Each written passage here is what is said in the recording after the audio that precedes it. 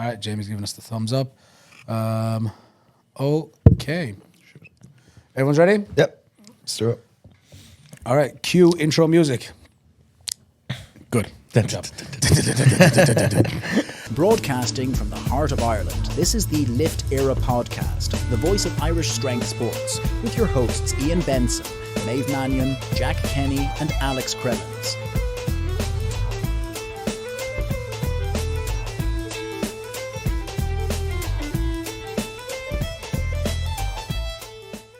And welcome back to the Lift Era podcast. This is episode 11. I am one of your hosts, Ian Benson. Joining with me today is Scrappy Doo, Alex Cremens, and our guest host today, Tristan Jacobs. Also, you might know him better as TJ Pain Free.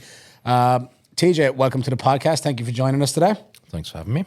So for anyone that's not familiar with TJ's work, TJ is a pain and rehab specialist. He's got clinics in Galway, Limerick, Dublin, also works with a lot of people online. So he is quite well known internationally within the pain and rehab world. Today we're going to be discussing some of the misconceptions around pain, training through injuries, mobility, and maybe cover some of TJ's athletic goals. And of course, how can we forget, we're going to have to cover the science of TJ's thirst traps on Instagram. For anyone who's been following TJ, you'll have been lucky enough to have seen some of his story teases where he's getting ready for a powerlifting contest, but you might confuse it with a bodybuilding contest. Anyway, TJ, welcome to the podcast. How's it been? How was your drive down this morning? Not too bad. Not too bad. Getting a bit windy now, but it was okay. Something to do with your diet, or That too, yeah. So TJ, one of the things that I'm really looking to cover a lot of is a lot of the misconceptions around pain and the myths around pain. There's generally like a massive idea that if something hurts, stay away from it. Don't go near it. Ice it. Rest, ice, recover. Rest, ice, compress, elevate.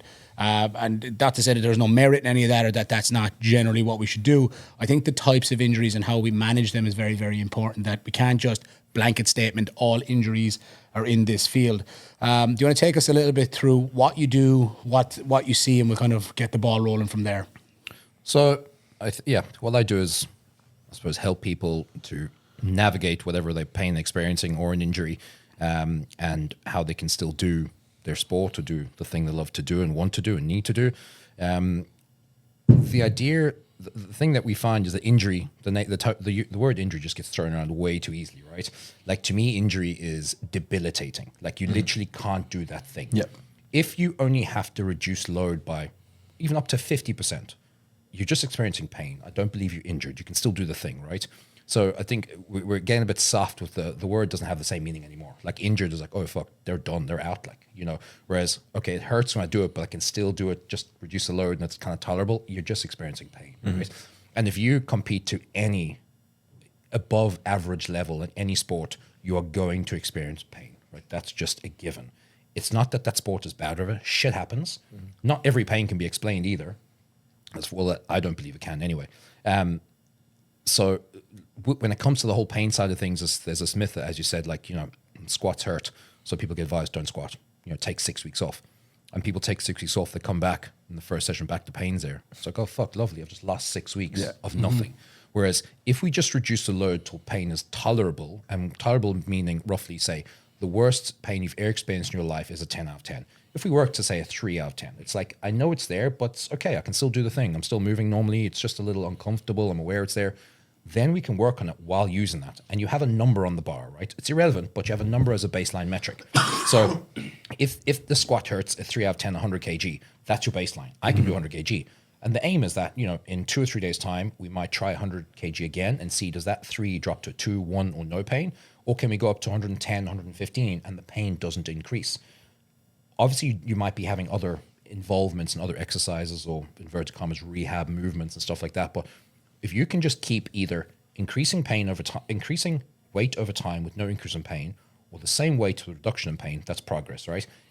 You're not causing damage by experiencing a little bit of pain. And this is where we have this, that pain equals damage. Like, we know for a fact that just isn't the case.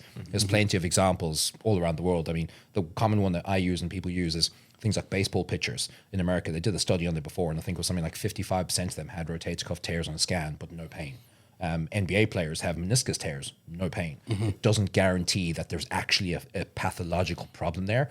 Your body just doesn't like that. For whatever reason, I'm going to try to figure it out. It's the reason I don't use labels. I don't tell anyone they have a shoulder impingement or this, because like anything, if you Google it, you're going to need surgery or you're going to die. Like that's, you're it's going going to come down to something, you know what I mean? Immediately And it's like detached. the next minute, people just they just have a shit attack there, right? And the thing with pain for the most people, it's the fear of the unknown. Yeah. Am I making something worse? Is this doing damage? And it's like, to be honest with you, to actually do damage is fucking hard. Yeah, you'd have to try. You have to try damn hard. Like if someone's experienced pain doing deadlift, right, and their max is 200, and they have like, you know, they go in and they do 150, and it's a little bit of pain, it's grand.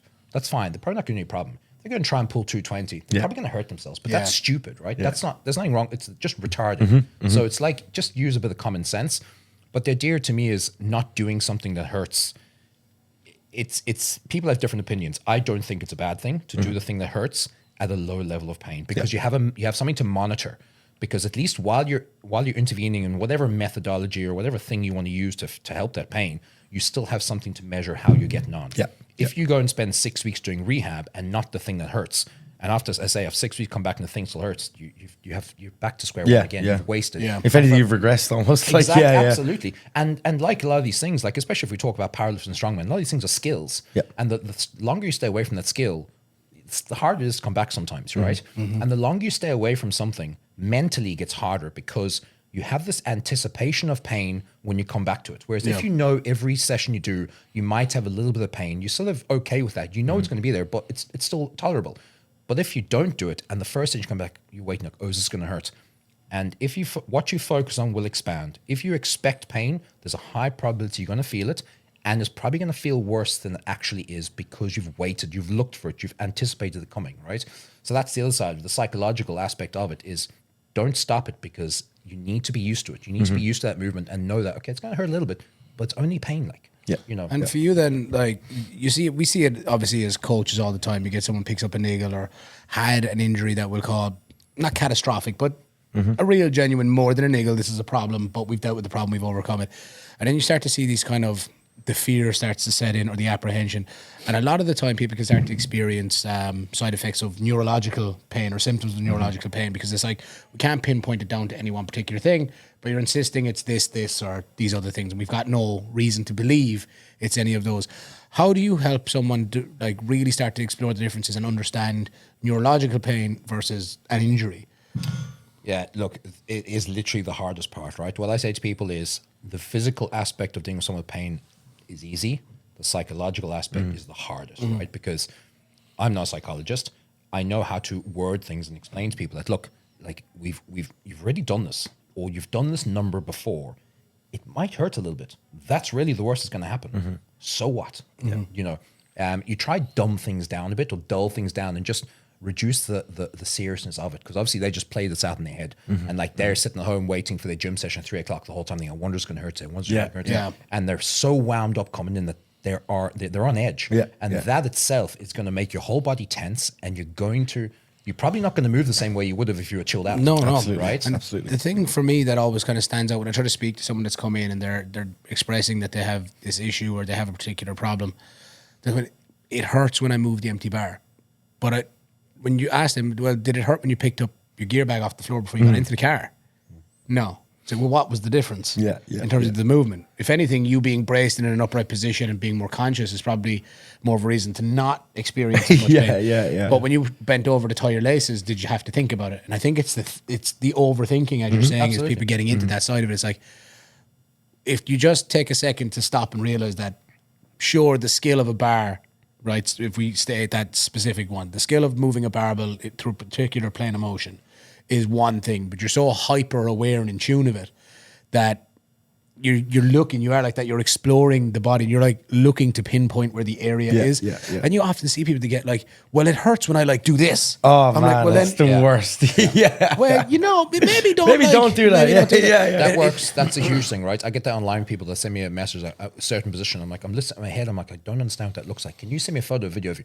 And leg up around like, her head. okay, so how many times a day do you need to be in that position? Because if I did that, I'm sure it'll hurt as well. You know, and I've used distraction, right? Not distraction like pulling joints, but distracting someone Yeah. is a massive, like it's so underrated, right? And when you talk about someone talking about, say, getting a squat and they're feeling pain, I've done it plenty of times where I've had someone with me and they talk about their pain, and while they're squatting, I'm constantly talking to them. Yeah, and now they're not Non-stop. thinking. They Yeah. can't think, right? And I did this with a couple of years ago. I had a guy come into me. He's active in the French Air Force. He's now since moved to Ireland, but his girlfriend was here, and he's coming across on time off, whatever. And he came to you with this back pain where this lad, I mean, this man is jacked like you've never seen, but doesn't train lower body because he has this lower back pain. And this is a man that jumps out of airplanes for a job, like, you know? And he told me, he came to me like he couldn't bend down. He could barely bend to his knees even with his hands, and he was in agony. He's quite a tall man, and he kept telling me, I was explaining to him, when did this happen or how did this happen? He was like, he was doing a drill where they had to throw this heavy box out of the plane and jump out afterwards, and it was about keeping track with your eyes of this object moving in the sky. And he said he went to pick up this box and he felt something. He still went through with it, but since that day he's had this pain. And he kept, every time he kept talking about this one moment, right? And there's this thing where a lot of it's psychological. So he literally couldn't bend forward, and I was like, Jesus, that's like. And I'd looked at him and I was like, there's nothing wrong with this man. Yeah, at all, yeah, man. yeah. So I brought him out into an area where I was in a different clinic at the time. Brought him out to an area where I made him do just some random shit, right? Just to chill him out, distract him, random shit. And I made him just get a bar, an empty dowel, just to rub down his legs, almost like touching his toes, right? But I just kept talking to him, telling him keep breathing, keep moving. And he was going down, eventually he was touching the floor, right? And he hadn't even copped this at all. He about 12, 13 reps, touching the floor before he couldn't get to his knees. And stood up, and I just stood there and looked at him. He was just like, and that was it, right? His pain was gone. And it was no magic. Yeah. The man just was so obsessed, and he was convinced he couldn't bend over, that if I just distracted him, and to this day, I know he's in my gym now, and this is probably 2.5, 3 years ago, maybe. Yeah. He has no back pain.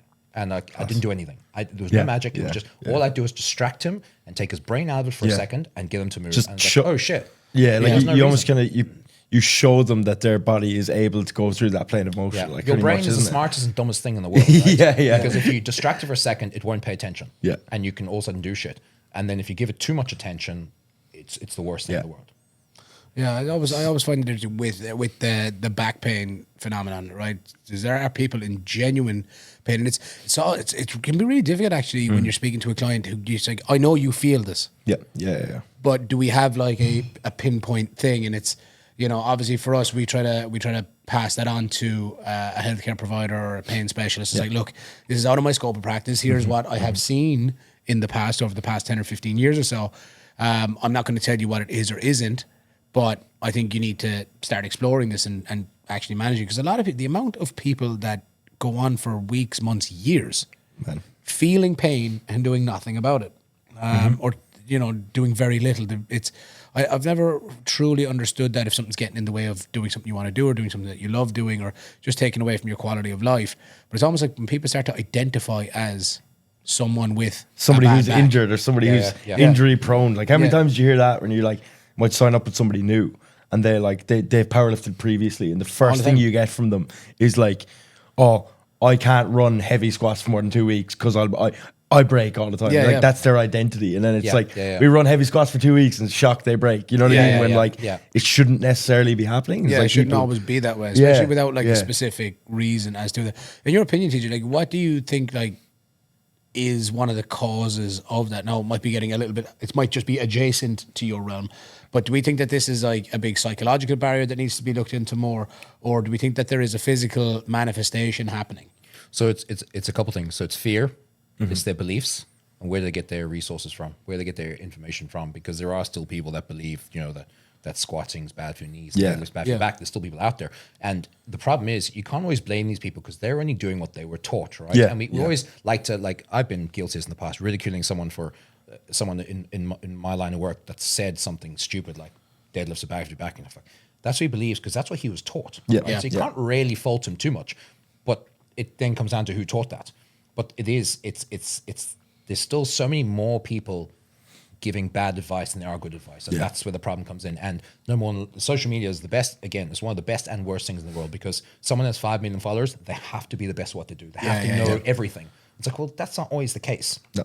But it depends your line of work, your But the thing around back pain is, right, everyone knows that when you're experiencing back pain, it can affect almost every movement you do, right? Because your back moves everything. Whereas if you just had a sore bicep, oh, I've got another arm, I can still do 99% of things. So they don't worry too much about it. But when the pain is there on everything you do, it starts consuming you, right? And it takes over your brain. And it's just, you're always there. It's always there. So it's fear.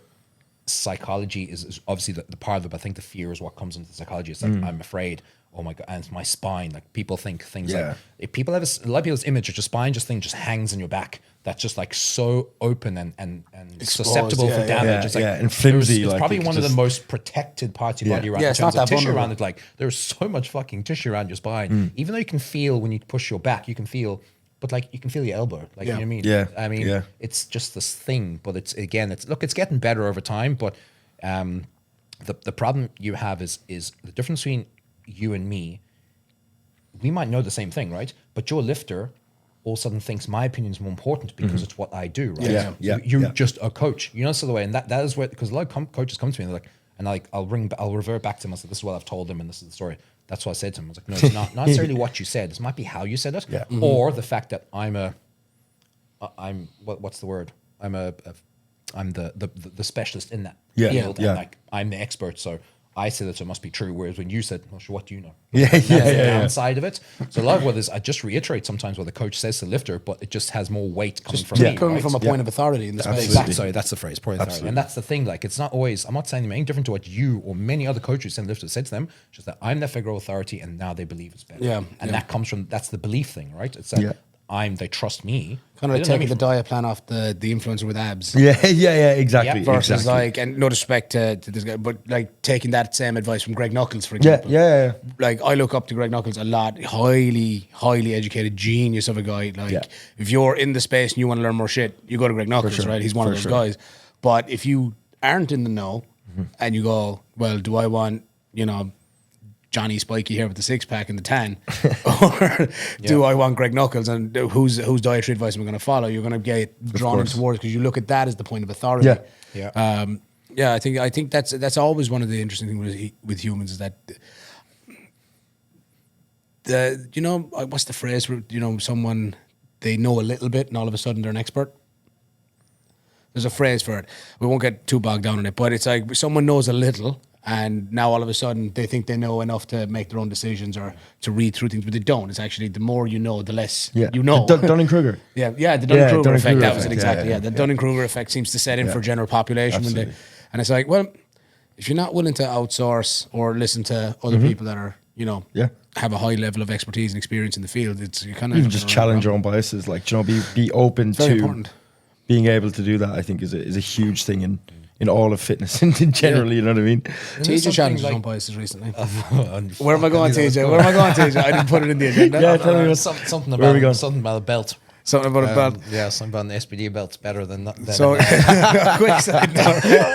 So, for anyone who doesn't know, I coach TJ, and we've been working together for a year now. We've known each other for quite a long time. But in an official capacity for just over a year, I've been coaching him. The best year of his career, if you know, you look it up now in powerlifting facts. You can't even disagree on this one. So there was a particular session, he was squatting, I believe, he came down to do squats, and he was prepping for his comp. And TJ is tight as two coats of paint. I mean, the guy is a right frugal miser. Like, he's not bald. It's the only haircut he can give himself.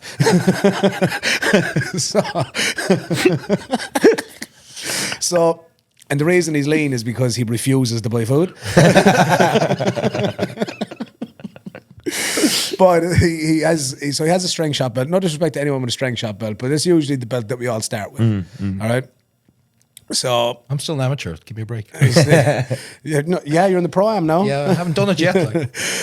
So there was just one particular way that I see it, and the longer you're at it, the more you know how to pick up. You're like, someone's brace is off. I believe like the strength shot belt is probably like a 10 mil belt as well. It's not, and it's been well worn in. You know, TJ bought they're this. flimsy in general. It's flimsy. You know, TJ bought this from like a 12-year-old girl. It was her first belt. And he was like, "Oh yeah, that'll do." She's selling it for £2 on Depop. Why'd you have to go to underage?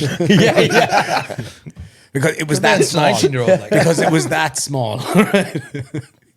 So It's something just kind of seemed off. I was like, can we just try this size large SPD 13 mil? And he's like, and I already knew his kind of objections, or not his objections around, but I tried it straight away. And he was like, fairness. okay. I was like, just trust me, that might work out. And he did one rep, unclips the belt, and he goes, oh, fuck it, I think it was the belt.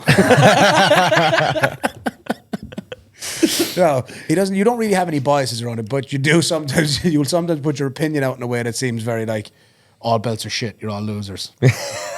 Alex bought it. He doesn't even wear a belt anymore. Just gonna say it sounds like me. Yeah, Alex like, T just said belts are no good. Yeah. There you go. But how do we end up on belts and roasting TJ? Challenging biases. Challenging our own biases, you go. exactly. So, I know I kept you here for something. So yeah, there's that idea of people not being willing to challenge their own biases, because even we all need to do it, especially the further down the line we go. We all need to be able to And challenge you see our own the biases. difference, right? The thing is that it's about the word belief. It's like the problem is when you say something or you question someone about something they've said, they take it personally, right? That you've attacked them. So no, I'm just questioning the idea or whatever you're talking about. I'm not questioning you. It's that idea, and where did that come from, and how did you come to that? That conclusion. And it's something I've had to learn to not take personally. But like now, you can ask any of my clients, they might throw fucking 100 questions at me when I've given them a plan. Why am I doing this? Why am I doing that? And I explain as best I can. Yeah. But like a lot of times, because I just think it's going to work. Yeah, Like, yeah. I can't give you a reason. I just think that's going to work. Let's just try it. Yeah. You know. Yeah. Okay, and then going further into this, you see with certain people's beliefs around warm-up approaches or things that they will do. I would love to cover a little bit on, the essentials of mobility, warming up, or like what is decent and what is not. Like how do we decide that something is a complete waste of time? Especially, but if you perceive something to be good, let's say foam rolling, for example, getting out the back baller. Anyone remember the back baller? Class. Actually, a really good hamstring curl device. If you flip it upside down and stick your heels in it, it's actually really good for hamstring curls. It's actually really, really good for that. That's all it's good for. You could have just got a normal foam roller if you really want to use one. But in terms of things like foam rolling, stretching, dynamic stretching or static stretching, whichever, how do we decide what's good, what we should take from something? And if something's like, there's very little support behind it at all, like I think there's very little to support anything to do with foam rolling. Very little. If any at all. Acute increase in range of motion. When you say But acute, it static could be stretching 10 do that minutes, it too. could be 20 minutes. Yeah, and then it's like, There's no guarantee. but do we decide then at that point we allow somebody to do it because their perception and their belief is that it helps them, therefore it does? That they get Look, that it's a placebo tricky effect, one, or- right? The way I've over the last while is wording things is, if that individual believes that is improving their performance and making them feel better and it's not causing harm, let them off. Yeah. Right? Yeah. I don't do it because I want to get my session done and dusted. I love my training, but also I want to spend 5 hours in the gym. Yeah. Right? So for me, I get under the bar. Everything I work on nowadays, it's 70 kg in the bar. First thing I do, don't do an empty bar, 70 kg and I'll start, right? Yeah. If something feels off or something feels tight, you might address it, but you don't know until you've tried. Yeah. So the thing with me is, why are you doing 25 or 30 minutes of random shit? In a lot of cases, Yeah. it is just random Absolutely. shit, right? Yeah. Also because you saw some famous person do it. You don't know what their reason for doing that is. They might actually have an They issue probably that don't even know themselves. Yeah, that's the thing, Yeah. you see. So we're like, okay, this is the best warm up. No, the best warm up is just to do the thing you're going to do at a much lighter weight and prepare yourself for the load to work up, right? Because warming up is just preparing for the working load that you're going to get to, right? Yeah. Because if you get under a bar, if you're going to squat 200 today, right? You just get under 200. It's going to feel fucking heavy. But if you start off with 70, 120, 150, 180, 200, that 200 is not as heavy anymore because you've become conditioned to it. You've exposed yourself to the load in increments, right? So foam rolling does pretty much jack all physically, right? Yes, you may think something is happening, and if that works for you and you love it, cool. You don't have to do it, right? Stretching, you don't have to do it. There's a lot of science come out now about stretching where it might actually benefit hypertrophy, but you're talking about holding a stretch for upwards of somewhere from 10 to 30 minutes. Who the fuck's gonna spend their time doing that? Do you know what I mean? Just get stronger. Yeah. Do you know? And the thing around mobility is the misconception to people is that the reason I'm experiencing pain is because I lack mobility. The actual reality of it is your mobility is a symptom of your body, right? Yeah. Your body will only go where it's comfortable going. Make it comfortable, it'll go wherever it wants, wherever it can physically, to obviously what you call an anatomical limit, where a joint can't go anymore. But in terms of tissue capacity, if you just get used to being in different ranges and load those ranges, your body will go into those ranges, right? You can force a position, but it won't last very long. And forcing it generally inhibits or generally exhibits pain because you're literally forcing it. It doesn't want to go there, and you're saying, fuck you, I'm going there whether you like it or not. And be like, oh, it hurts when I get, as you say, people are, well, it hurts when I do this. I'm like, yeah, because your body has never been there before. Now you want to all of a sudden go there. I don't know how you figured that out, that hurts. Yeah, that's it. Yeah. You weren't supposed to put your fingers there, bro. That's not what the Kama Sutra is for. It's and that's the funny thing of people. It's like they expect to get into these fucking weird positions, like something else, Cirque du Soleil, and it's like, but you don't have to do that. 99% of your life will not be in that position. Don't worry about it. Don't worry about it. Yeah, I do see with people sometimes the self-diagnosing and then the rabid Google searching and the application of It is a never-ending rabbit hole, right? To me, the thing is, the more positions you can expose your body to, the less likely you are to experience an issue in those positions, right? And that's why people are all like, oh, Jefferson curl's magic. It's not really, but maybe exposing yourself to spinal flexion is probably not a bad thing. Because it's going to happen at some stage under load. You're going to fail a squat. You're going to pull a deadlift that you feel stuck to the floor and the whole of your body is going to flex. That's probably going to happen at some point. It's not necessarily a bad thing, but being predisposed to that position is probably means you can tolerate it more before it causes an issue, right? Absolutely. Everything is load tolerance, like tissue tolerance. That's why they say like there's nothing wrong with getting strong. There's no downside to getting strong, because the more tolerance you can build in tissue, the less likely it is to be susceptible to ruptures and tears and all that kind of thing. For something like an overhead mobility, for let's say I've got one person here who he doesn't struggle is like the wrong one, but there's definitely like his lockout on his log for overhead. Could definitely be better. There's almost like too far forward, or like a soft elbow there, which you're really having to like force it into position. Is there things like for someone like that you would just go, well, that's just their makeup? Or would you say, all right, there's probably some wear and tear or a lack of exposure to being open in that position? Maybe you were like 3/4 repping things for most of your athletic career. Do you think that there's much use or, good in prescribing mobility drills at that point, especially if it's specific for a sport purpose? If you're a strongman and you have to have things locked out and you have to be able to hold it overhead, do you think that at that point is when you would start to intervene and explore certain exercises to see if it helps it, or do you just go, well, you're doing fine, so why would we change anything? I would look at individual first, right, and just have a look. But there's obviously times you can see, there's definitely more range to be got from that, right? And a lot of it is just that the load is stopping him because the body doesn't want to go there. It doesn't feel strong, comfortable, whatever the situation is. So in that sort of situation, there's probably stuff you can do just to build tolerance in those positions under load, and that's unilateral stuff as well, because you won't often find someone, especially in overhead work, you won't often find them lock out at an angle. Both arms are forward or both arms are back. It's not that common that they come at an angle, just the way the upper body works for whatever reason. So you need to unilateral to get both sides conditioned to that position. But we have this other thing about how different muscles work, is that people go, oh, I lack external rotation, and start doing more external rotations. So that's not actually how it works. You need to work in other planes of motion too. So for me, like the quickest fix is to someone like that is to give them unilateral work of, say, the shoulder in all its ranges of motions under load, and expose them to that. And you will probably find one of them goes, oh shit, I can't fucking do that. Or there's this massive discrepancy between both sides of load or position. Because obviously we left-handed and right-handed, and one hand's going to have a lot more coordination than the other, because it's the one you favored all your life, right? It's not a problem. We're not balanced. We're not fucking symmetrical. That's how life works. And you'll always have one side slightly maybe stronger than the other, but not like a massive amount. When there's a massive discrepancy, okay, that must be, there's something there, and let's work on that. It's something I'm doing at the moment where I'm working on an accessory ebook about a lot of these things to try and finding common issues that people come to me and try and like a common exercise, because like mobility exercises are just exercises, right? They've just somehow been labeled mobility, but it's like, well, it's just an exercise. You're just moving a joint in a position under load. It's just an exercise. But it's hard. People want like a rehab plan or a mobility plan. It's like, okay, cool. It's just exercise. The issue is that joint doesn't want to go there. We're gonna give it something to try. I try to simplify things and not give too many labels and stuff. So like someone comes to me and is like, what's wrong with me?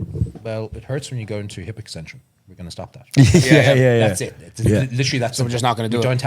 We don't have to this mad diagnosis for it. Like, Well, tell me this. For particular athletes that you do work with, or even ones that you don't, like, how do we decide when a good time to push through pain is, or when we should back off it? Like, when do we decide, like, oh, I'm feeling something here? Like, I'll use myself as an example. Now, we've worked together for a long time, so you know that I'll just ignorantly work through things. I don't care about the risks. yeah. Don't follow me.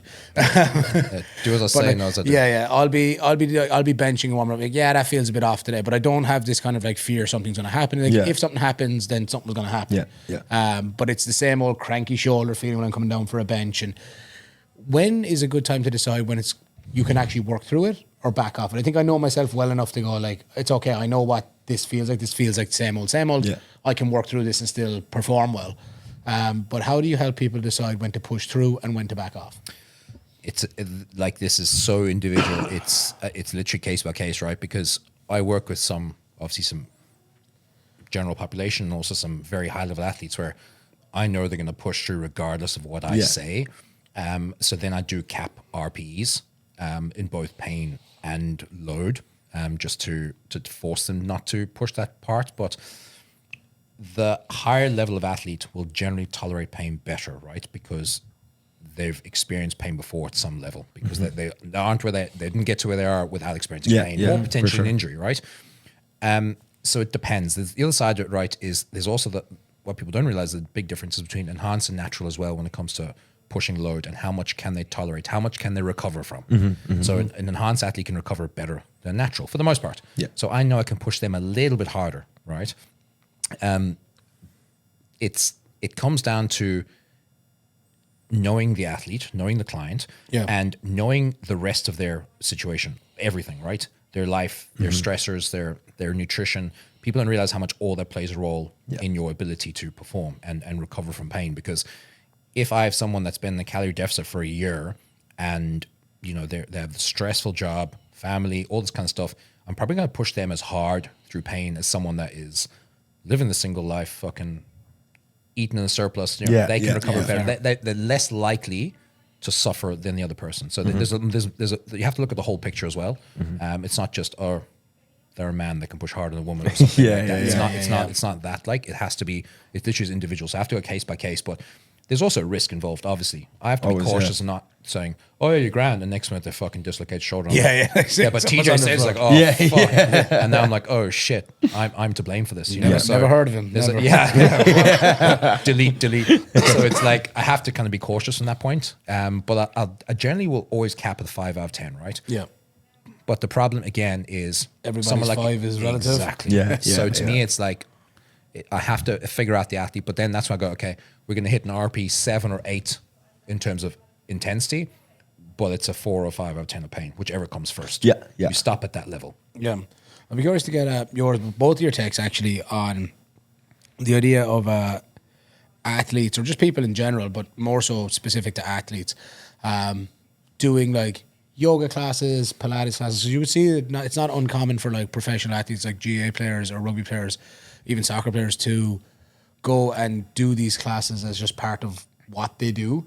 Do either of you feel that there's much of a benefit to that, like specific to the sport, specific to their recovery? I can understand for Gen Pop and anything you do that helps you like relax is good for recovery and things like that. But in the general sense of taking up mobility or mobilizing specific classes, what's your take? What's your view? I guess, like, for me, I think it would just depend.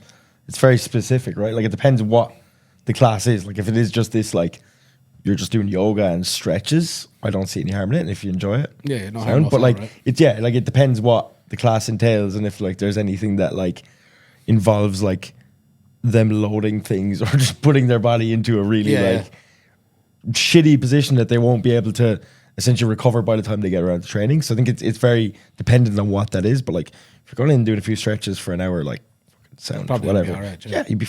I wouldn't have an issue with it anyways. You know what I mean? Like, it's kind of whatever. Yeah. Like, I coach enough young fellas who are like playing hurling and rugby, trying to balance like 4 sports along with powerlifting. So if somebody comes to me and said they want to do a yoga class, I'm like, fucking go for it. This is so not much worse you could be doing. There's so much worse. Exactly. So yeah, that's for me anyway. I think that's it's whatever. Let me just have then, TJ. Do you see much benefit to it? Obviously, from its exercise, its movement, its active or passive recovery, and so to speak. But outside of that, in terms of like injury prevention, injury management, kind of prehabbing. I'm going to piss off a lot of yogis and stuff now. Yeah, come for it. That's why I asked. In relevance to improving performance in another sport, no. Okay. But as Alex said, if you enjoy it, Get and it after makes it. you feel good, and you sweat and you feel good and you sleep well and shit, happy days, fucking work away. Anything that makes you relax, chill out, and feel better, as long as it's not causing actual harm, suits me fine. I did a post on this yesterday because there's this thing where people are looking to do things to recover better, and like sometimes you should be doing less. So as you said, like lads are like doing powerlifting, rugby, soccer, hurling, and you're like, okay, you're literally flat out 7 days a week.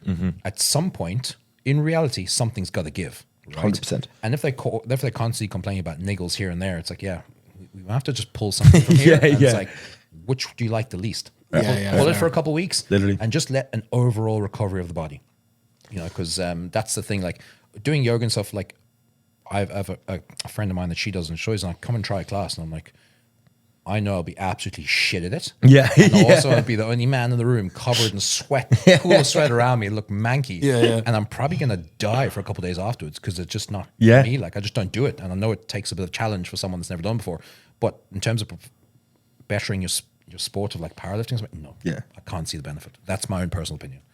Yeah. But I say, that's if fair. you want to do something that makes you feel good, work away, man. Yeah. Yeah, in my opinion, for whatever it's worth, I would always kind of compare things like outside of an exercise benefit, but in terms of like where I actually see the benefits of things like yogas, Pilates, reformer Pilates, swimming, outside of athletic swimming, things of that nature, going for walks. I look at those things as kind of like comparable to playing guitar, painting, playing video games, anything that It has a health aspect. Yeah. Yeah. Yeah. You know, Yeah, I and- think and anything that mental allows you- health sometimes too. Yeah, Like, I think anything that allows you to get back into a state of rest and digest and reduce cortisol is ultimately going to be beneficial. It's just what's your gravy, really. At the end of the 100%. day.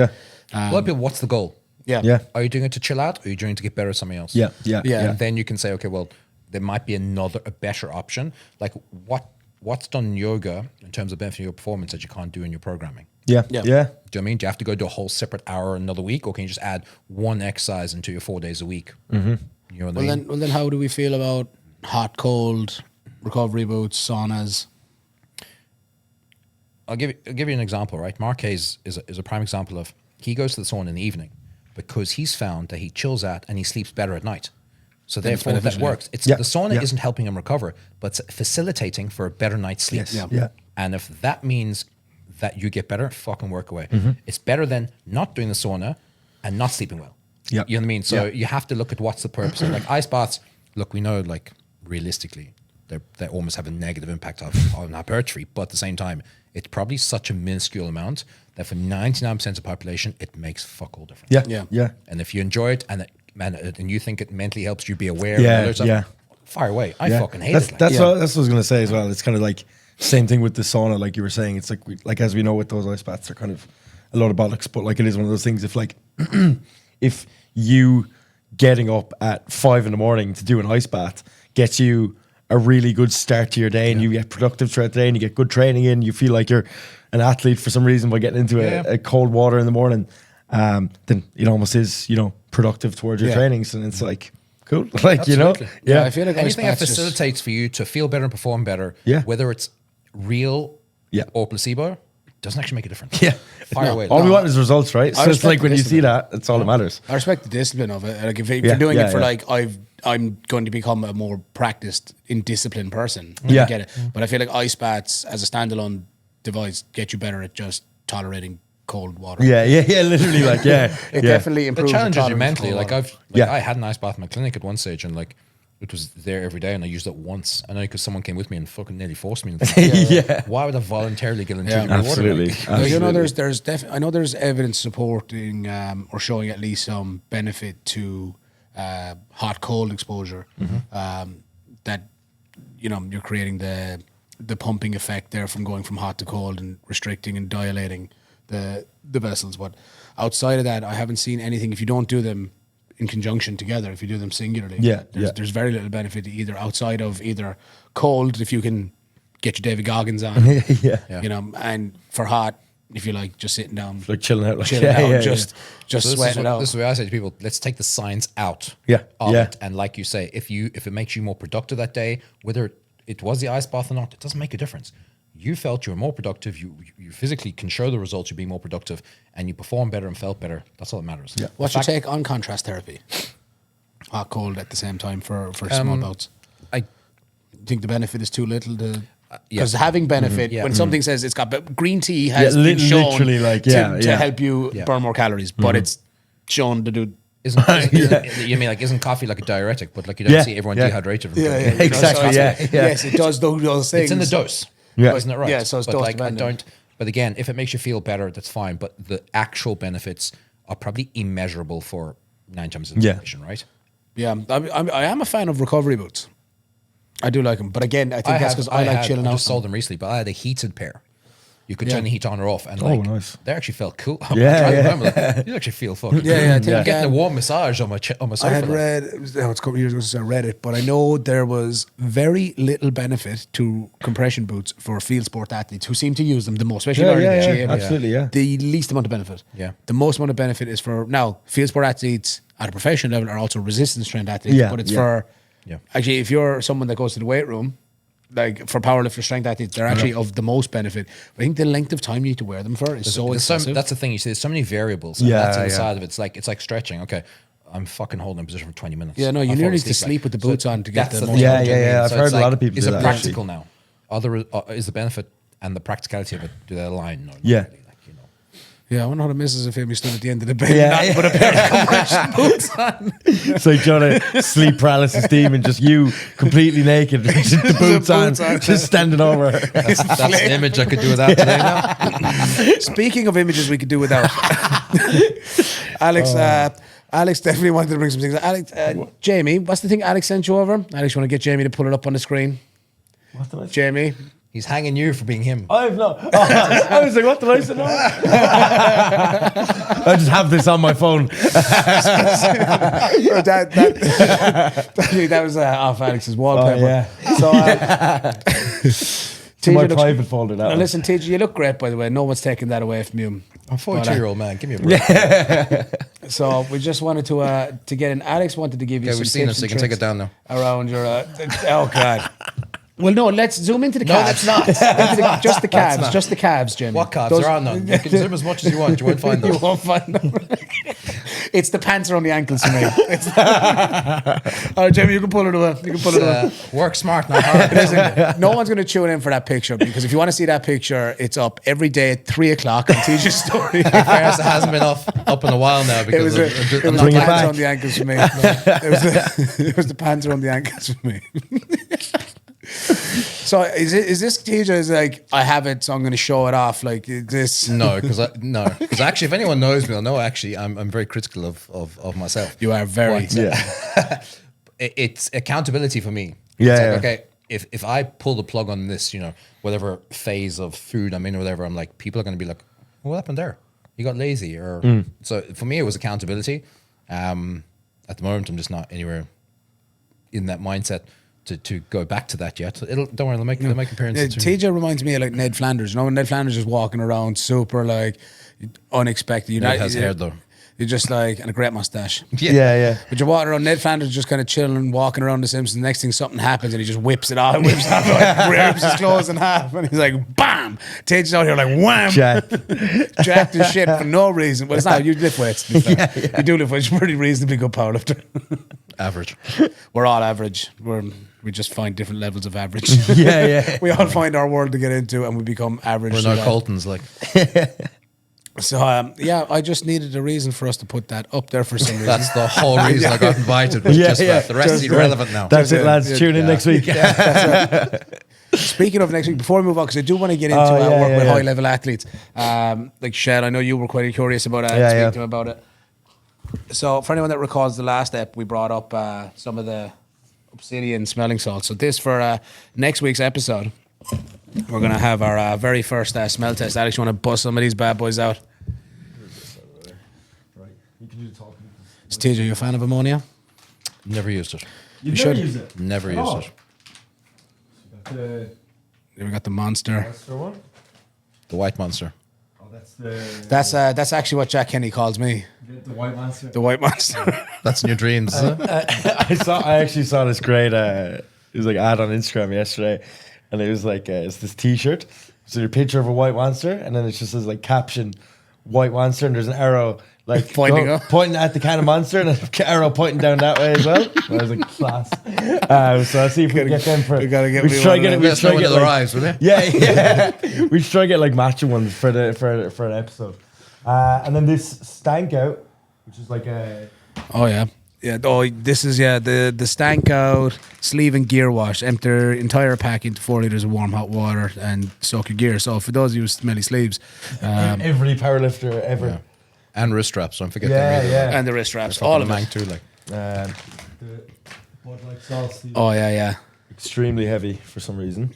So we won't get you to sniff these today, TJ, but we will have to have you back on for an episode. In fact, yeah. And then we've got the tobacco. Oh yeah, the menthol and the tobacco. yeah. I was well impressed. The packaging is class. It's cool. I like it. The packaging is class. But yeah, so we'll be exploring some of these on the next episode with myself, Alex, Jack, and Maeve. Try to not ruin another episode with sniffing salts, but we're going to see how it goes. We're going to try them it'll on. be fun. It'll be good We'll open them up, show you the packaging of it. I think it's just something that's kind of cool there. Anyway, we're right back from this commercial break. Yeah. Obsidian did not sponsor us. Jay Farrant, who won't listen to this, but any of you that do see Jay regularly, if you could just let him know that we would like some zone smelling salts, because Ab Series is now sponsored. Before we get back into some of the working with high level athletes, TJ, how do you feel about where Irish Strength Sports is right now, powerlifting, the landscape of it? What's your opinions on it? You know, you're a powerlifter yourself. You're heavily involved in it. You were very, very helpful. You came in to be the main guy that was drug testing within the USAPL that time. Actually popped the dude. Yeah, I heard this. TJ popped the dude. The dude. Fuck you, dude. Fuck that guy, man. It was wild as well. But talk us through that one, TJ. Yeah. Let's cover this. The USAPL is gone now, so we don't have to be quiet. Yeah, so I mean, with the USAPL, the drug testing wasn't random, right? It was chosen and selected. So the lifter's coach had just said to me, just wasn't happy. Now he worked him a few weeks, but there was just a few things. He asked me, would you test? And I was like, yeah, no problem. And with USAPL, you're always told to bring your ID with you, all this kind of thing. And when we went to test this lifter, he claimed didn't have his ID, driving license, anything with him, even though driving literally 5 hours across the country. And he said he couldn't pee at the start. And then I think it took about an hour and 45 minutes to get him to pee. And then he peed just short of the very noticeable line in the cup, not enough. So I just kept sending in the water. I was like, look, man, I can be here all day. Like, I'm not bothered. So I will go until it's done. Eventually, of course, miraculously, he found enough to fill up the cup. And then what he didn't realize at the time was that with USAPL, if someone else could verify your identity, you could not produce ID. Okay. Well, I wanted to kind of suss out the situation. So I said to him, right, this was on a Saturday. So I said to him, he was going back to his house, he was going back home the following day. I said, you have till Monday morning, 9 a.m. to produce your passport or your ID because I'm posting the samples off. I said, if not, there is a risk that you may face implications. The individual who did the drug testing on him as well at the time also messaged him, and he gave us a runaround. And long story short, I never heard from him again. He never came back to me, even though he knew there were impending sanctions. Not fight, didn't bother him. So at this point, I'm pretty sure. Yeah. It was his first comp. He was 93. I want to say he totaled near 800, did he? I think he pretty much won it. And out of nowhere, I was training powerlifting for like 12 weeks, and just when you looked at his own, he's actually a personal trainer as well. And when you saw his page, which is now gone, magically, and you saw the transformation over the period of time, you're like, okay, it's not. And in fairness, he had quite a few substances in him as well. It wasn't just really? just one SARM. Like, I mean, Tren, those traces of Tren. testosterone. It's all public as well, so I'm not Yeah, laying yeah, anything yeah. out there. Yeah, It's yeah, public of knowledge. course. Testosterone, you're not intrinsic out trend in and stuff like so. Yeah. It wasn't just oops. Yeah. I took 100. You got caught in my mgs of test plane. 10 weeks ago. Yeah, exactly. Yeah. The DMA, and unfortunately, you went straight for the jugular. Like. Hardcore, like. Yeah, like, for me, it's always like there was kind of a weird like criticism of USAPL for the fact that someone had Was there? done it. Yeah, it was like, well, I actually thought it was quite a good thing that someone got popped. Oh yeah, Criticism- absolutely. I The was like, criticism is that that's not- WADA lab didn't test it, right? It's a USA. It's a third party. Yeah, No, yeah, but it was like there was a USA. criticism of USAPL for having had A popped there's lifter, a like- pop lifter there. You don't want to go there. I'm like, that's like That's the for whole me. point. That's It's the yeah, whole it's point. the whole point of it. Yeah, it's like we actually It's constantly. like, it's like you Forget kind it. of don't want to have like a clean sheet of those things. That's Eventually, yeah. you kind of want to It's be where shown- you get worried, where it's like No one ever gets popped. Yeah, it's like So the issue is, right, with testing is the idea is to create a deterrent. It isn't to actually catch anyone, right? Yeah. You No, want a deterrent. And that's why the USAPL have the whole minimum of 10%. If you have 50 lifters, you have to test 6. Yeah. Yeah. It's always rounded up to the next 10. So that your comp will not be sanctioned unless you provide Yeah. the evidence of those tests. Yeah, yeah. So it's not just like, oh yeah, I tested 6 people, grand, we'll sanction. No, I have to send off the documents. Yeah. If they didn't see a successful 6 tests, that company's going to Isn't it? never Yeah. happened. Yeah. So to me, if you think that's a bad thing, yeah, I wouldn't mind testing your piss. 100%. Yeah, Do you know what I mean? Yeah. 100%. Yeah, you know? 100%. You've been drug tested. I have. Just the once. Why are you looking at I me like remember- that? Like, No, because I remember it was such a moment of pride for you. I was so happy. It was like to I was finally, so someone happy. finally recognized you. I was fuming the first I won like my first 2 nationals. I remember I was coaching a girl and she was a sub junior and she did her first ever national and she came like 6th and I was standing next to her after I just won. Saw the drug tester walk over. I was like, it's my fucking time. And she went over. She's like, oh, can I talk to you? Like, she completely ignored me and grabbed the girl. And I was like, man, I was do I like gotta so do? insulted for years. I was like, somebody just test like just No one thinks I'm somebody good. just look at me face, please. Please. I was like fucking almost requested one at some stage. Like, Yeah, there's websites for that. Yeah. You didn't pay me. So I got drug tested. My not nationals comp before that, and it was the worst experience ever because it was like To get stage fright. no, I thought I would. I was fully convinced I would. And it was at the start. It is pretty uncomfortable. You're just sitting Oh, yeah, there. I'd imagine. You got to pull your pants like down below your knees. You're just kind of sitting there and you've got a lot of caffeine and Like that awkward adrenaline. guy at the urinal with his Adrenaline pants going around his down there, ankles. and you're just like, yeah. I swear, it doesn't normally look like this, man. I swear. And It's very cold. yeah. I mean, abs, man. Okay, give me a break. I think it was like, ah. Yeah. Fuck. You ever watch Liar Hiding. Liar? No. When the man opens the lift and he can't lie and someone says, how's it hanging? Short, shriveled, noise to the left. Imagine that. Like. Literally. But yeah, so I didn't get stage fright, but I filled up like 2 cups, but it was like too diluted pretty much with water, so we had to like keep pissing until it was like the right amount of like piss to water ratio. Okay, interesting. So I was literally there for like 4 hours because like I pissed, but I kept going, Yeah. and then like it was actually going so long that the dude that was drug testing me was he almost missed his flight. I don't know why if you're drug testing somebody you get a flight back the same day. Yes. that you had a comp, but whatever. But he was like, they almost like had to like be like, we might have to like come back another time because we're gonna miss our flight. But I finally got it out of me, and then and then I decided to just go like hadn't eaten or done it. Like I was competing all day and then did my drug test. Hadn't eaten or drank anything pretty much because I was just filling up with water so I could piss. And then I just start drinking straight away and I just passed Blacked out and out. died. Yeah. It was like crazy. Good old Scrappy. Good old Scrappy. So yeah, but yeah, it was weird experience. But I was fucking delighted. I was so happy I got drug tested. Then I've never been drug tested. I never will you- be. I'd I have a feeling you'd fail. I'd melt the cup. I would absolutely melt the cup. I might have to clip that out. No, I'm leaving it in. It's whatever. This is the honest podcast. I just talked about my fucking shriveled. Like you're fine. Shriveled You're up fine. member. Yeah. Do you know what for me might be the wildest part of the whole thing, thinking about it? the most wild visual of this entire Yeah. conversation. A dude had to go through the airport with cups of piss Yeah. and be like, so, you carry any liquids today, sir? Someone else's. Like, as a matter of fact, yes. It's like, oh, okay. They must have some sort of like There's surely some, because they do put it in like a big box. Yeah. It's like a big fancy thing. So Yeah, I presume there's fresh some. piss. Yeah. maybe Do contaminated. not drink. Just out of drinking random cups. Ooh. Shout out as well. Speaking of drinking random cups of piss, shout out to Jamie who's back again today on the ones and twos. Jamie, you want to give us a thumbs up there? Yeah, make sure you're on the right camera that people can see your hands this time, Jamie. Good man, big Jamie Fitz. All right. So let's get right back on topic now.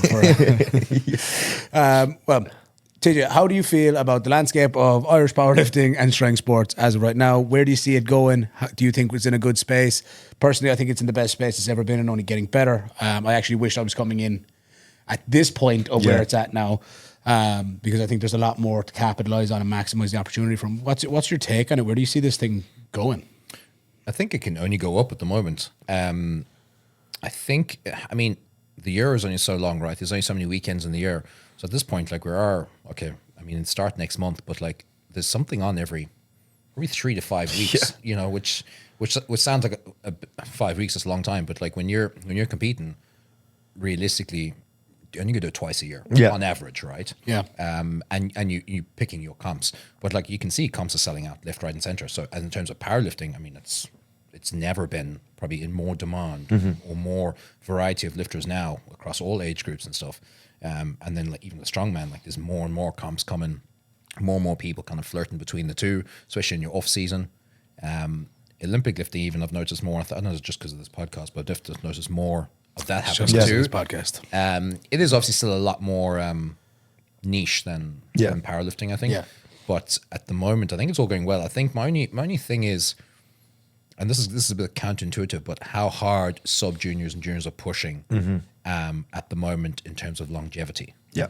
Like how long can you keep tapping out until it's like, okay, I'm fucked. Yeah. And we've already seen, you see them, I mean, we know the average lifetime, whatever it's 2 years or the case is, and that's my only concern is, but at the same time, do you hold back all the time? You know, it's kind of, it's two sides to the coin. It's interesting with the sub juniors and juniors because it's like, as a voice of reason, as an older experienced person, that sometimes it's like you want to tell them to slow down.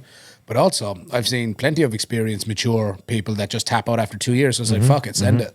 Maybe that's the thing that actually keeps you in it. Yeah. Sure, there's like, we have a responsibility not to let them break and maybe to like change some of their mindset around how they approach a specific competition, that they don't get burned out or to where it's like the worst thing in the world if it doesn't go the way they want. In terms of how they frame things. But I think like, you know, which comp has the value and which one it's like doesn't. you're not going to find out who's going to be the person that stays around for the next 10 or 15 years.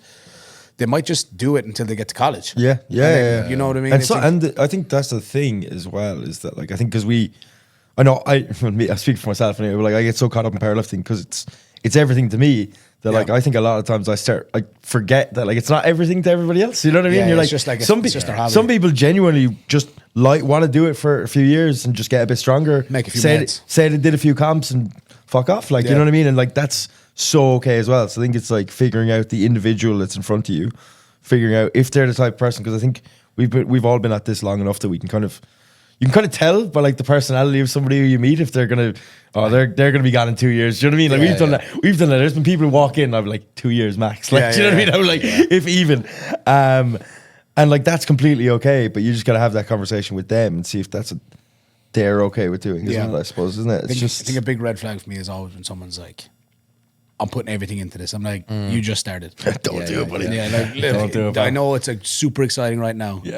But like, don't walk before you run, pal. You know, don't 100%. propose to the girl you met last week. Yeah. You know what I mean? Like, give it. See 3 how weeks, like 4 give, weeks. Give it a little bit of time.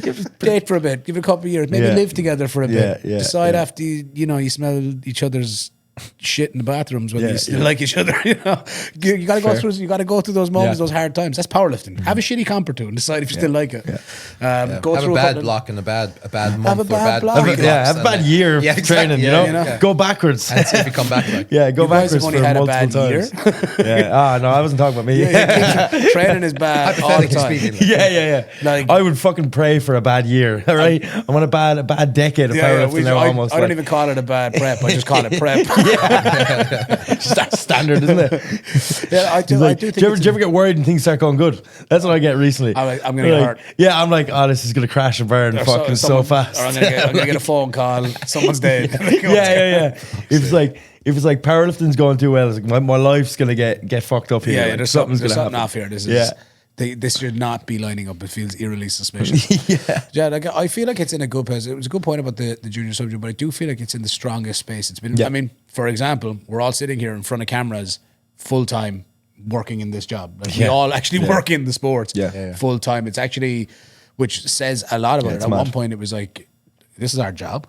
yeah. Like we're at work, like we're literally at work right now, which is the most bizarre thing.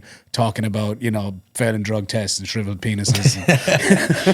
It's the normal Thursday morning right here. I don't know. I'm not getting paid for this. I'm paying for this shit. actually, we didn't discuss me being paid. Just I did. I gave him a can of Monster. There you go. I offered you some smelling salts. If you're out on any other night out, if someone offers you something to smell, that's a very generous thing to do. Keep it PG. Jamie's over it. Ain't. Yeah, he's fine. Well, yeah, I do. I feel like it's in a good space, and I feel like the future of it is bright. You're starting to work a lot more with a lot more strongman athletes. Do you see that sport now starting to really take off and grow a lot?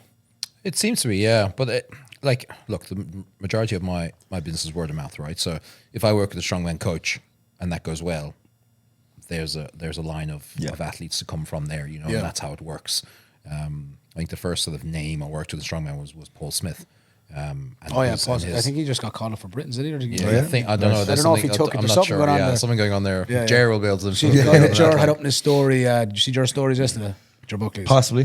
The guy every holding day. the guy hold with in the car frame hold. He holds it. The guy that's doing the face, and he's like, "That's Paul Smith." Okay, that's a comp back from when he was like Jesus, a long time ago. 18 or something. Oh, wow. Yeah, he competed with Tom Stoneman on it. Yeah.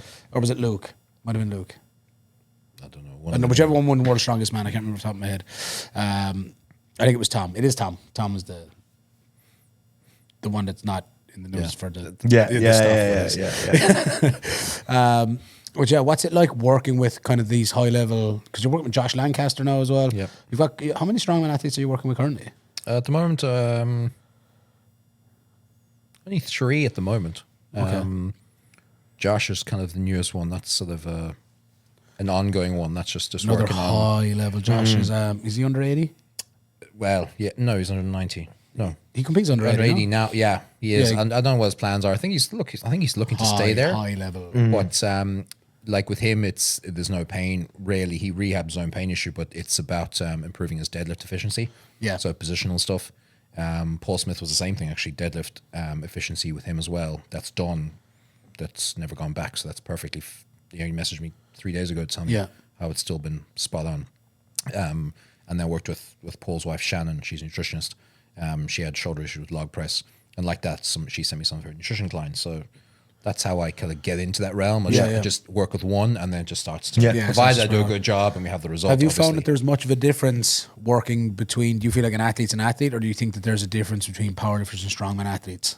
Well, the only difference is the work they do. Just the sport itself. Yeah, the sport Yeah. itself. Like no strongman has any chest work. Like, Yeah. you know what I mean, so Yeah. when the shoulder issues, I'm like, okay, any issue with vertical pressing or horizontal pressing, it's always horizontal. Yeah, Because they yeah. don't do any vertical. So cool. Yeah. That helps narrow it down. Sometimes I'll get them to do vertical to assess one or two things. Yeah. That I'm thinking, but like, there's nothing in the programming. Do you know? So a couple things like that. But in general, I mean, training is training, right? Yeah. Yeah. Efforts, and you do the skill. That's it. Mindset wise, you think just elite athletes or high level athletes just share a particular mindset, and that's To a degree, I think strongmen are slightly different. There's a lot more variety to them, right? Like there's so much more skills. Like Yeah. with powerlifters, literally SPD. Yeah. And accessories. Whereas with them, I mean, your events can vary all the time. Oh, There's an yeah. unlimited amount of them, really. Like So for me, the challenge was just learning some of those events and learning what entails, what happens in the body when you're doing them and trying to figure out certain things. That's probably the most challenging part for me. But also, likes of Josh, who's super intelligent, right? I'm not saying other people aren't, but he's super clued in, and he's very anal about a lot of things. Yeah. So I have to be the same. Yeah. I can't be very broad with them. I have to be specific and exact. When our program is deadlifting stuff, it has to be specific, exact, and there's no room for error as such. Yeah. Because you want him to promote you, not to be like, oh, he's fucking shit. Yeah. Now, he was due to come the end of this month to working for a couple of days, but just life's very busy for, I suppose, both of us. So that probably, he's busy in February, March, and it might be April by the time he does eventually. And that's something that looks like might be happening over the coming while. Seems to have one of my clients come from Wales 2 weeks ago.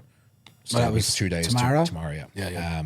So that seems to be something that might increase. I'll probably do traveling next year, I'd say myself. Yeah. Also to compete, but I might do that a bit just to keep spreading. But there's a few that have come over. So, Josh, if you make it over, please come on the pod. Come use the gym. Hold a seminar. Do a workshop. That was the idea, was That's to bring him down here because of the equipment you're seeing. Strongman equipment, because he wants to go through a couple of assessments and stuff. Yeah, we just got some more stones in today. We got the Alex stones. Fuck off. 30, 40, and 50. I don't even want to pick them up, to be honest. You could. The body weight stones.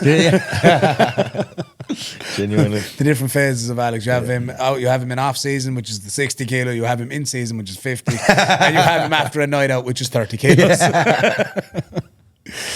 Well, just to keep going on these kind of high level athletes that you have.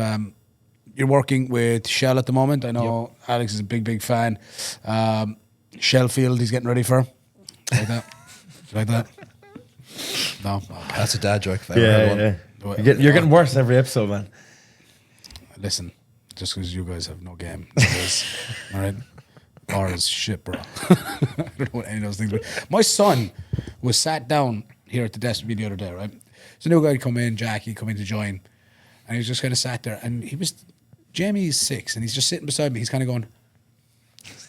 And I felt like I had seen this somewhere before. And I was like, he's actually doing this at home. I'm like, what are you doing? He's like, and I said, have I seen it? And the dude goes, oh yeah, the Rizzler. That's it. Have you seen that? Yeah. That's the thing. I'm too old. Yeah. Of course, you definitely haven't seen it. Do you know how we actually got TJ to come here? I had to page him. Messenger pigeon. Yeah, pigeon landed on the fucking front door with a note. He's like, all right, be in touch soon. Fax me, bro. Yeah? Asshole. I am. I'm a lovable asshole, but I'm your asshole. Jesus. Oh, Jesus, I don't know how No to- diddy. Yeah. No diddy. Put the baby oil gun there. No diddy. But yeah, how are you getting on working with Shell? You know, what's he been up to? What can you give away? What can you say? Yeah, look, he's set for a good comp. Nothing really like debilitating with him.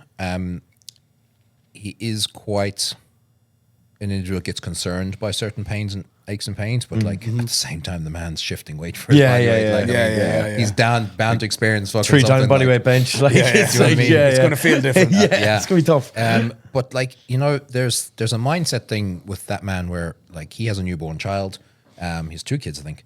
Yeah, he does. And like that man's at 11 o'clock at night with a baby on the treadmill. Yeah, that's crazy. He's training at like 5 a.m. as soon as Yeah. any opportunity he gets. Sometimes he only trains twice a week. It's just whatever works. Between work and life, like that man is like on the go all the time. Yeah. He got. I'm sure you won't mind me saying this. He got a virus about 5-6 weeks ago. They hit him hard. You might see him stories. He was struggling with like light bench and stuff. Like it took a lot out of him on top of being in the cut. But he seems to have come back from it. Like he gets little niggles, right? Nothing. Yeah. But it's also a case of you might text me and go, I felt this today. Any idea? And I'm like, let's do the next session. Yeah. I'm not going to be like, okay, here's a plan. Because like, Yeah. you know yourself, like just because it happened today doesn't mean it happened again. Oh, yeah. Just 'cause If you this is a have problem thing. in 2 weeks' time, let's Exactly. look at it. If this is but- continue every session, obviously 100%. he was mindful coming up to Sheffield. Like As you would be, everything's excellent. yeah. But like I was texting him yesterday before, and he was saying he feels 100%. Like there's Sick. everything feels perfect. Like I think look, he took a big risk to cut. Yeah, yeah. Because like if you've seen like this is where like he sent me a photo to show me where he's feeling something, and like the man is fucking ripped. Yeah, oh, He's yeah. fucking shredded. And Just like, send to him try back and one of lose- yours? Obviously, made him comfortable enough to send me one back. Obviously, this is a trade-off. Like, so like it was a big risk. Will it pay off? I'd say so. Yeah, oh, absolutely. Yeah, I have a feeling. Unless like Sheffield. Sheffield. you know. It will be this weekend, to be fair. so, we'll see. I think he was flying out this morning. I think. Yeah, yeah. So he's like I can't see it not ending well. Yeah, yeah. Um, Even a bad day for him, Yeah, we still he's- have him on a good day. Yeah, you know what I exactly. He's mean? a pretty So, clinical lifter. He's yeah. going He's to pull it together. a veteran, man. He's, Yeah. you know, Yeah, like No, I'm it's excited for it. interesting to work with some of these people because like working with him and like I briefly worked with Andrew House and like class. Oh, yeah. you Class. compare the two, like they're chalk and cheese. Yeah, like yeah. one is just a bull that just fucking just head first into the wall, and the other one, as you say, is clinical and everything has course. to be perfect. And it's like they're both strong, but like in completely What was it like different working ways, with yeah. Andrew House? It was a mess, man. Do you know what? Do you know why? Right? Because the issue is right. The man's communication is like, look, it's not great, right? Okay, yeah. But at the same time, do you know Andrew Luck Yeah. in Australia? Yeah. So Andrew Luck was also working with him. We were both working at the same time, which I don't do. Because Yeah, that's weird. We're both treating the same problem. Like, why Yeah. would you go? So You why know, is he working- like you're one could be undoing the other or whatever the case is. So I kind of pulled back, just stood out of it eventually because he was just doing too much then, Mm-hmm. and it was a groin issue, and like he just was just doing too much then. Then every single day was all day working on the groin. I'm like, okay, this is counterproductive now Yeah, because we're yeah. getting no recovery. In. Yeah, it's like just I Like, want to you're grow literally my making it arms and worse, doing like- bicep curls literally 12 hours. yeah, a day. yeah, It's yeah. like, And then I my did the arm 8-hour hurts. arm workout like But 7 that's it, times like, this day. and then it's like my bicep hurts. I'll just do more curls. Yeah, yeah, So this is yeah. what was happening. I was like, do you know what? There's actually a point now where I actually can't help anymore. Yeah, because I just know when to call it quits. Yeah, yeah. And I just pulled back then and left it at that. I don't even know if he's going back into it now or what the story is. But it's just funny. Like people, the thing is, right? People say, oh, working with athletes is so much easier than Gen Pop. I'm like, there's two sides to this coin. The hardest part with Gen Pop is psychological. With athletes, the problem is they know their body too well. Yeah, yeah, yeah. Or they think they know their body too well, and they come with you with these predetermined ideas of what's wrong. It's like, okay, let me do it. That's why you come into me. Yeah. Let me decide that. Yeah, they'll already be probably coming to you with a diagnosis. Exactly. Like, They almost coming to tell me what they're going to do to fix the problem. yeah, Like, yeah. okay, so that's the other side. When people are so super aware of their body and so tuned in, that's not always a good thing. Yeah. And that can be a struggle to get them to kind of switch off and let me take Yeah, over that part. yeah. Yeah, yeah. And trust me. Which I suppose is why the good thing is that as a Lama works referral, so they come with some element of trust. Yeah, And yeah. just find me on Google and come into Yeah, it. You know? yeah. But that is where people say to me, like, oh, when you see people online talk about, oh, physios or therapists or whoever works with or coaches work with high level athletes, it's so much easier. I'm like, no, you obviously haven't worked with them because Yeah. there's a lot to it that is quite challenging. Yeah. Whereas working with Gen Pop, psychologically, it can be a killer because their Yeah. beliefs are so wayward because Yeah. of the amount of shit they've read. Whereas athletes start to realize the difference between good and bad information, but then they're just way too clued in. Yeah. Yeah. I imagine. Well, I hope this phase is over and it's come and gone. But was there a point in your career where you had to deal with a lot of the supple leopards? I read Kelly Starrett's book, Becoming a Supple Leopard. Did you manage to bypass that one? You'll have to. Yeah, I'm glad you're not the only one shaking. No, I your have head. no What the idea. fuck I you're don't know talking what you're Oh, talking this about. Kelly Starrett did released a book. I think he still does a lot of stuff with Rogue. Remember, he used to do the floss bands, and he'd wrap bands around. about. Oh, fuck. Is this about fascia, direction of fascia Yeah, and yeah. stuff? You haven't seen. I have the book there. It was very, very popular. Okay. Becoming a Supple Leopard. So Kelly Starrett came out with. I think he was in powerlifting for a bit. I know him and Mark Bell were quite tight at one point, and he'd be on the Super Training podcast or on the Super Training channel with Mark Bell a lot. And that was like that was the Bible of mobility. Was these floss bands. So yeah, that answers my question. And you've obviously not had to deal with a lot of that. I'll show you the book afterwards. It's Yeah, a yeah. big book on mobility work. Who else did one? No, recently don't get me enough? wrong, Squat somebody's- University did one with Martin Lissix. Oh, yeah, I would never read that. What was it called? Fixing who? Fixing Mayo. Fixing Milo. Milo. Fixing Milo. Yeah. Yeah. So that was another one. Yeah, that took him 2 years to help him with his pain, I think. Yeah. That's a long time. It is, but they got a book. Yeah. Took him 2 years. It's like, all right, Get so in front of the PVC pipe back up to the loads. we can do this. All right, so we got to like take all these pictures in 2 years. Yeah. This is the other side of it, and this is the other side of like the social media thing is this test and retest images, and it's so easy to manipulate these things, right? Oh, it's like good lighting, bad lighting. I don't use testing because the three of us are completely different, right? Yeah. You're like people don't realize that say the depth of your shoulder socket, right? If you have a deep socket, you can have less range of motion than me because physically that's the gap between bone and bone is smaller. Yeah. If you have a shallow, you get a lot more range. It doesn't mean yours is shit and mine's good. Yeah. That's just how you are. You're just different, yeah. And also, how do I know what you have now is different to what it was 10 years ago? How do I know Yeah. it's worse? How do I know that's not your best ability? So I can give you these tests and you know, someone says, like someone say to you, you should have X amount of degrees of rotation. I can't fucking measure degrees in my eyes. Yeah. You know, and I've seen on stories of people with a fucking ruler out and a compass, and I'm like, it literally isn't that specific. Like, it's not that Yeah, specific. there's no one size fits all in this. Yeah. There's no. If you can squat all the way down, all the way up, I don't care how much internal rotation you have. Yeah, You can yeah. obviously do the thing. Doesn't matter. What's the point of testing it? Yeah. Is there anything you could give, like, or you know, bits of advice that you give for, like, say, how to improve Alex's bench? Is there anything? Get bigger. Sub 74. It wouldn't be a podcast without dropping. Why'd you have to fucking? And we almost went the whole pod without bringing it up. Almost. You're at double body weight, aren't you? Yeah. Yeah. Yeah. It's true. He's just a dickhead. I am. Alex's bench dots is higher than mine. He's Wouldn't be hard. no, but not. I'm shit. I'm so trash. We all are, man. We all are. It's okay. But it's okay. We're all friends. Are we friends, Alex? If I Yeah, upset you, of no? course. I've upset Alex about it. No, actually, no. He said if there's one thing from because this I'm pod, I'm don't having a bring bad week of bench, so now I'm just there like fucking like shit. Contemplate my whole life. Strongman has weight classes.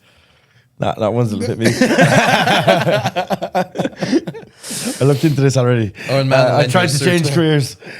All right, I think guys, we're going to move into some audience questions. So Alex is going to hit you up with Sweet. some spicy questions. We spicy hope I haven't seen them yet, questions. so let's see where this goes. We got some like normal ones where you can actually see people's names, and we got some anonymous ones. So, first question we have here is from Mark Hayes.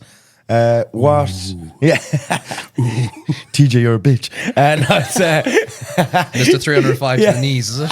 See, he got roasted for his tacos the other day. Did he? Something about his taco. I don't know what it was to do with, but was it? Joe Buck Mark gave that. showed a picture of Taco Tuesday where he had these, they look like soft wraps, but like there was probably, I would Those are say tacos. 5 grams of stuff in them, like nothing else. It was just like, just basically a wrap with something in it. Like it wasn't filled or anything. And Yeah. and that was the Yeah, that was his sad Taco day Tuesday.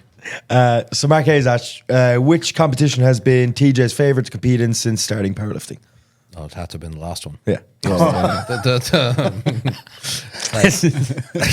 I mean, He set himself up for that question. Yeah, didn't he? he knew what he He was was doing, like- he knew what he was doing. the one previous was when I made him fail 300, and then that was another one I made him 30, and then the bonus was a qualified pro-am. Yeah. That was yeah. the bonus. the cherry on top. Yeah. I love that little rivalry though because it's such Yeah. a friendly rivalry. Yeah. That But that's even, what we need. Like that's Yeah, what, like yeah. we all hyped it up because like you have to create some Something, atmosphere yeah. for Oh, people. yeah, you even know? for me standing there, I remember Mark was going out for his third pull, which could have changed things. Absolutely. And I was like, all right, I actually don't have a problem if he gets this. If you get it, like fair play. 'Cause I Oh, like yeah. Mark. Yeah, Mark's yeah. been around for years. I like Mark a lot.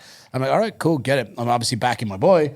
You know, we set up course. our game to win it, but like I think it's still cool to see him come out and have a pop at it. I mean, I have no doubt at some point it's going to pay off and work. Yeah. But it's still, it was cool to see it. At no point was I like, I don't like that guy because he's not my guy. Yeah. I mean, it's like I absolutely. still Yeah. want to see him do it. You know, he's a sound fella, And that's the thing. he Like works people talk hard. about powerlifting being an individual sport, but at the same time, you still don't want to see anyone do shit. No. Whether you're against them or not, Yeah, you don't want to do anyone yeah. shit. No, Yeah. no, and No, you, not at you all. also want good competition because you would imagine Yeah. this is something that will, whatever about like once you get into this thing I like about rivalries and ab series, you get into the pro-am, and that doesn't mean it's almost like going from being a junior to an open lifter. You know what I mean? It's like, oh well, now all my rivalries, well because there's rivalries there. Yeah. Coming out of D1 that you're carrying through. Yeah. Now it's still interesting. Yeah, absolutely. It's no longer about who's going to come on podium. It's like who's going to come out on top of this rivalry. The only Sorry, thing I'll say on that is, in terms of Mark, is I think staying sub A3 is a bad idea, Mark.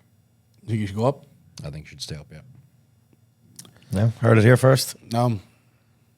Next question we have is anonymous. So it says here, what are the most common injuries you see in powerlifters and what can they do to prevent them? Oh, fuck. Yeah, you don't need to be, So, it's a okay, very look, broad look, question. yeah, look, in terms Fragile of, egos. Yeah. I'll talk about. In terms of, I wouldn't say as many injuries, right? But Yeah. pain in terms of back pain, shoulder pain, hip pain. That's probably the three most common I see every single day of the week. Yeah. How you can prevent them, like that's too broad. Yeah, Be no, smart with your absolutely. recovery. Be smart with your training. Don't be a dickhead. Don't be an idiot. Yeah. Fair. Cool. Is there, these are all kind of broad, but is there any specific signs or symptoms that powerlifters should watch out for before an injury becomes a serious issue? If pain is increasing while load is either staying the same or decreasing, something's obviously not right. I'd say not necessarily getting worse, but the point where if you're having to drop the weight every single week for a period of time more than Yeah. 2 or 3 weeks, it's probably time to have it looked at, right? So like kind of if you're quite literally regressing on paper Absolutely. Yeah. and you're in more pain as the sessions go on, that's yeah, like people say to me, people come to me and they go like, I felt this today. Can you sign me up? I'm like, no, come back Yeah. in 2 weeks. Yeah. Like, 100%. Yeah. you know, give it some time. Like, Yeah. Yeah. See if it's actually going to stick around. yeah. Yeah.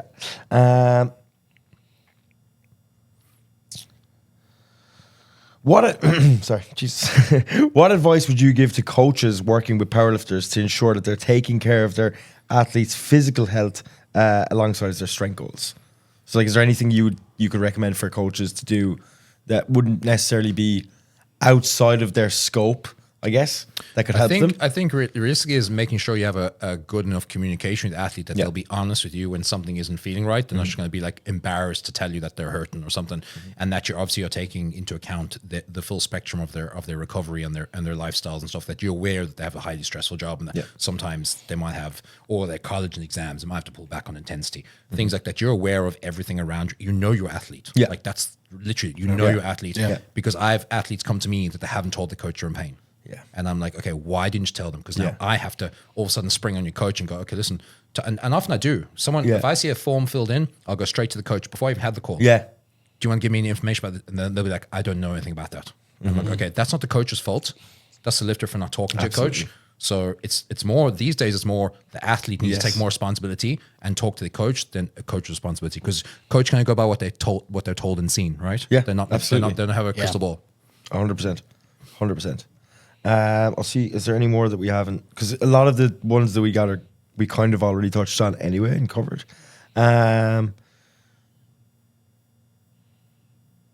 This one, I suppose, it could be a bit broad as well. But how do you assess whether a lifter's form or technique might be contributing towards their discomfort or injury? Oh man.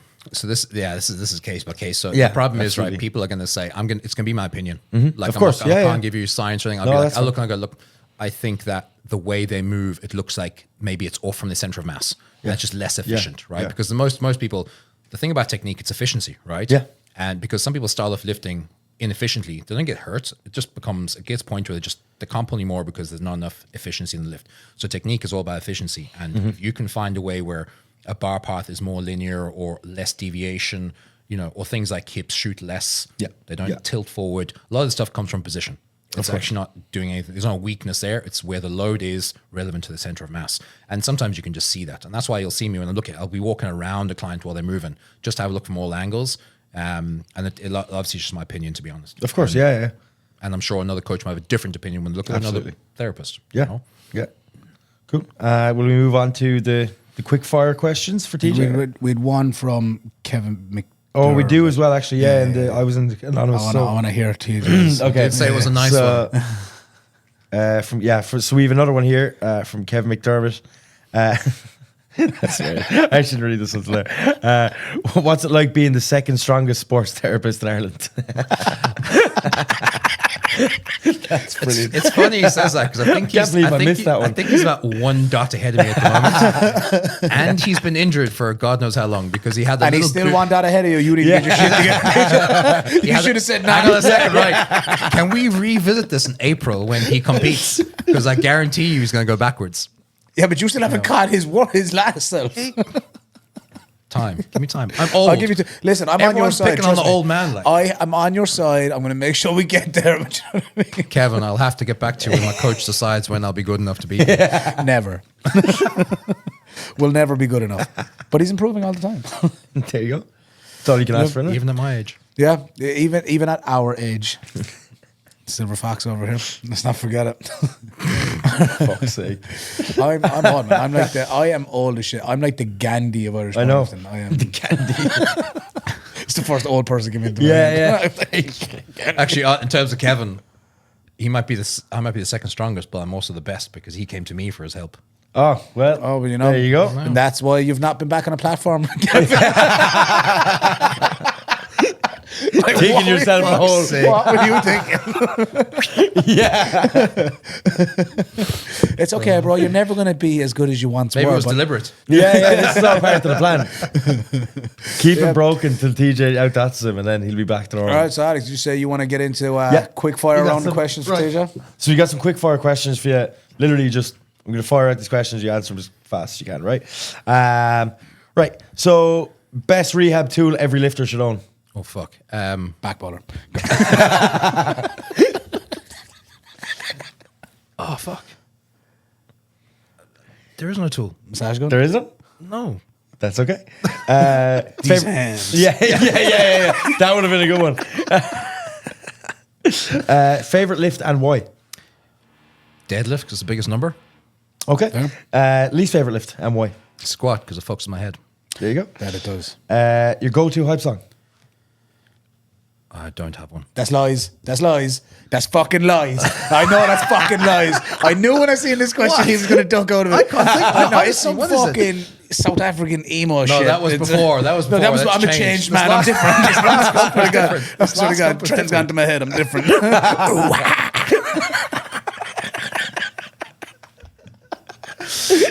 So what was the name of that song you were listening to before?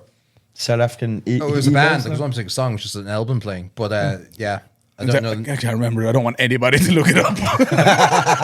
Neither do I. Dream competition to win. I suppose a pro-am. Yeah. As pro-am. Otherwise, yeah. Yeah. Pro-am for now, yeah. fair. For now. Biggest gym pet peeve. Standing external rotation warm-ups. Yeah. Not even on a cable machine Yeah, with a just dumbbell. a and gravity, gravity. just literally, take a yeah. isometric bicep curl while you move it that around. is, like. it's rumor has it, if you're 15 years old, it's the best bench warm up on the entire Absolutely. planet. So, Prevents all injuries. and that's most shameless Instagram post you've ever uploaded. Jamie, could you? This is going to be the KT tape one, is it? This is actually going. Oh, God. No, it's the same one. It's the same one. No, that's not the most shameless. Okay, go No, on. that's a story. This is No, this was actually a post. that's the thumbnail for this episode. There was a post. There were posts I did on KT tape, kinesiology tape. Yeah. And I think I archived it, but basically I spoke about, and at the end I had it across my body and ripped it off myself at the end. That was. Oh yeah, that is. It was a low point in my life. I'm not gonna lie. When you're at home, like I've coming come up back with these from that ideas, and you're like, baby. Hear me out. Hear me out. She's just laying in bed. She's like reading a book. What, Tristan? So I had this idea, right? Now I need you to hold my phone. Man, when I do that shit, my door's locked. No one's coming in. Like this. I'd be And fucked out the nobody's house. leaving.